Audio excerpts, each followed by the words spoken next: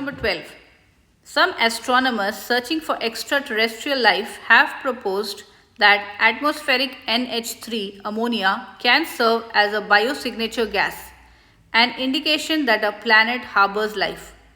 Jin-Cheng Huang, Sarah Seeger and colleagues evaluated this possibility, finding that on rocky planets, atmospheric NH3 likely couldn't reach detectably high levels in the absence of biological activity. But the team also found that on so-called mini Neptunes, gas planets smaller than Neptune but with atmospheres similar to Neptune's, atmospheric pressure and temperature can be high enough to produce atmospheric NH3. Based on the text, Huang, Seeger and colleagues would most likely agree with which statement about atmospheric NH3?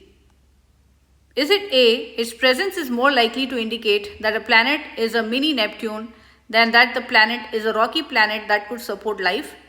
B, its absence from a planet that's not a mini Neptune indicates that the planet probably doesn't have life. C, it should be treated as a biosignature gas if detected in the atmosphere of a rocky planet, but not if detected in the atmosphere of a mini Neptune. D, it doesn't reliably reach high enough concentrations in the atmospheres of rocky planets or mini Neptunes to be treated as a biosignature gas. So which should we select? First of all, we see that the biosignature gas is proposed to be NH3, ammonia. So this can serve as a biosignature gas, but there are two types of planets according to this particular proposal. One is the rocky planets. The atmospheric NH3 couldn't reach detectably high levels in the absence of biological activities. So if it's a rocky planet plus it doesn't have life, atmospheric NH3 will not reach detectably high levels.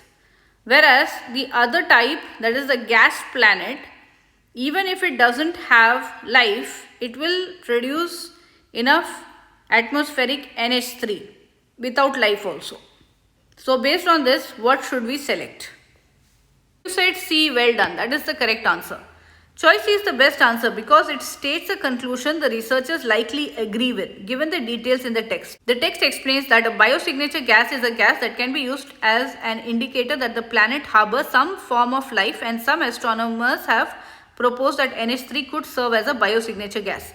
The researchers evaluating this claim found that the atmosphere of rocky planets would be unlikely to reach detectably high levels of NH3 without biological activity, which would support the proposal of NH3 serving as a biosignature gas. However, the text also states that mini Neptune planets can produce NH3 in the absence of biological activity. So the mini planets, even without biological activity, they can produce this NH3.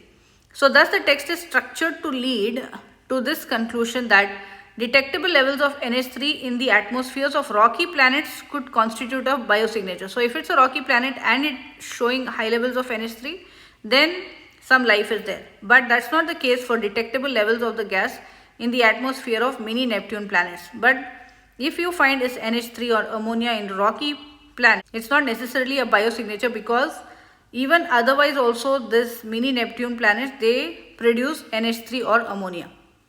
And A is incorrect because the text indicates that biological activity likely accounts for detectable levels of NH3 in the atmospheres of rocky planets, but mini Neptune planets can have detectable levels of NH3 in their atmospheres in the absence of biological activity. Therefore, both rocky planets and mini Neptune planets can have detectable levels of atmospheric NH3.